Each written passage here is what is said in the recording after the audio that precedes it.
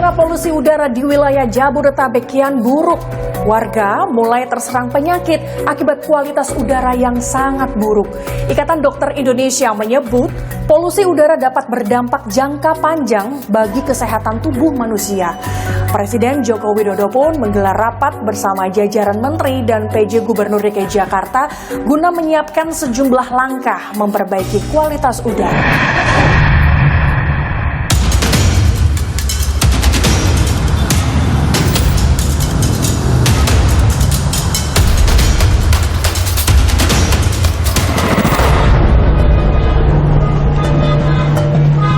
Polusi udara masih menyelimuti Jakarta dan wilayah sekitarnya.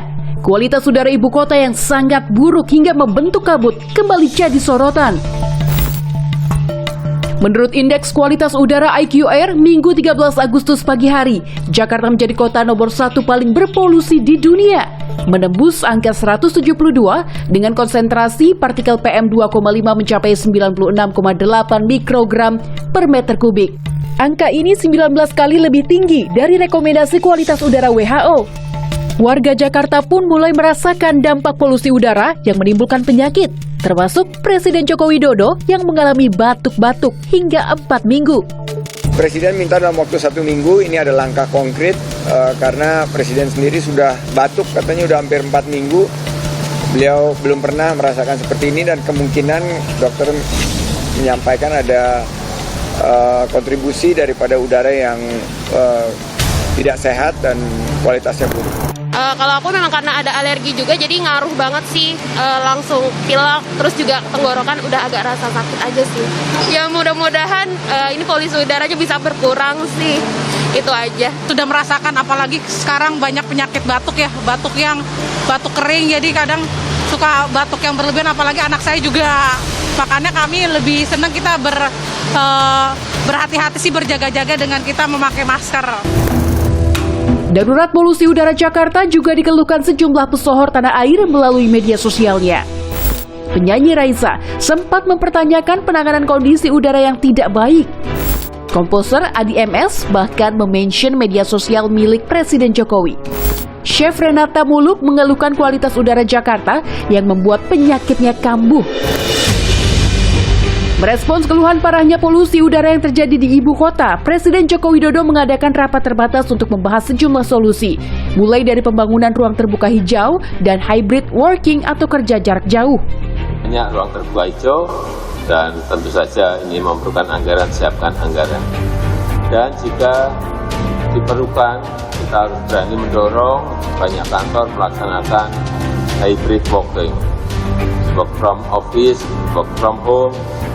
Mungkin saya nggak tahu nanti dari kesepakatan di rapat terbatas ini.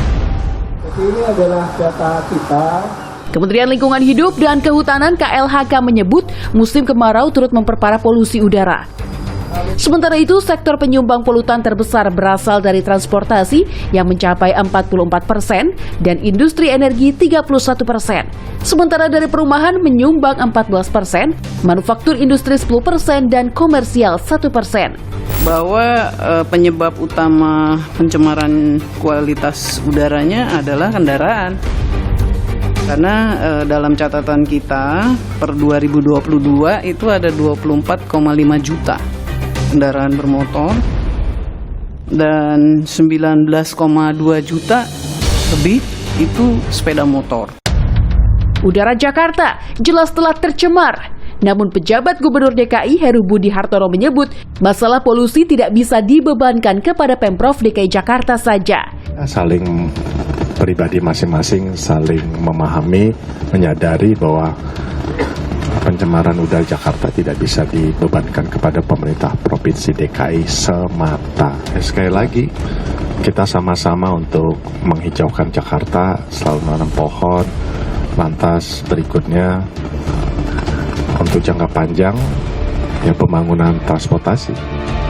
Dikutip dari laman kompas.id, Dinas Pertamanan dan Hutan Kota sejak Oktober 2022 hingga Juli 2023 telah menanam 10.474 pohon dan terus bertambah. Namun ruang terbuka hijau atau RTH di Jakarta masih dianggap kurang dari seharusnya sebesar 30% dari luas wilayah. Menurut data jakarta1.jakarta.go.id, saat ini Jakarta hanya memiliki 33,3 juta meter persegi RTH atau 5,18% dari luas DKI.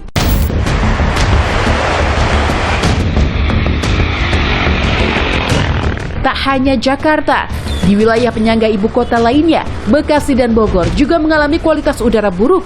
Wilayah Tangerang Selatan juga menjadi sorotan dengan kualitas udara terburuk di Indonesia pada Juli 2023. Menurut catatan Lembaga Pemantau Kualitas Udara Nafas Indonesia, rata-rata polutan udara PM2,5 di Tangerang Selatan berada di angka 60 mikrogram per meter kubik atau 12 kali lebih tinggi dari rekomendasi kualitas udara WHO. Artinya, kualitas tersebut tidak sehat untuk manusia. Kualitas udara di Tangsel, kalaupun terjadi penurunan kualitasnya, itu lebih disebabkan karena terjadinya peningkatan volume kendaraan, kemudian terjadinya pembakaran sampah pada beberapa tempat.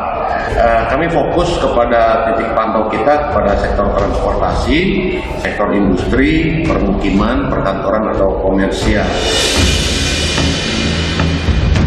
Jangan anggap remeh polusi udara. Ikatan Dokter Indonesia menyebut polusi udara dapat berdampak jangka panjang bagi tubuh manusia. Kalau dampak akut jangka pendek, umumnya biasa kembali normal. Misalnya iritasi, ispa itu biasanya kembali lagi normal bisa. Tetapi kalau efek jangka panjang yang muncul, misalnya terjadinya kanker, terjadinya asma, terjadinya penyakit jantung koroner, itu biasanya nggak bisa balik lagi. Udah jadi penyakit, udah menetap. Hal ini diperkuat oleh data yang digunakan Ikatan Dokter Indonesia. Polusi udara berada di posisi 5 besar sebagai faktor risiko penyebab kematian masyarakat Indonesia. Indeksnya berada di bawah obesitas, aktivitas merokok, diabetes, dan tekanan darah tinggi. Udara kita memang tidak sedang baik-baik saja. Oleh sebab itu, masyarakat diimbau untuk selalu memakai masker apabila berada di luar ruangan, menyalakan penyaring udara atau air purifier, tutup jendela untuk menghindari udara kotor, dan batasi aktivitas di luar ruangan.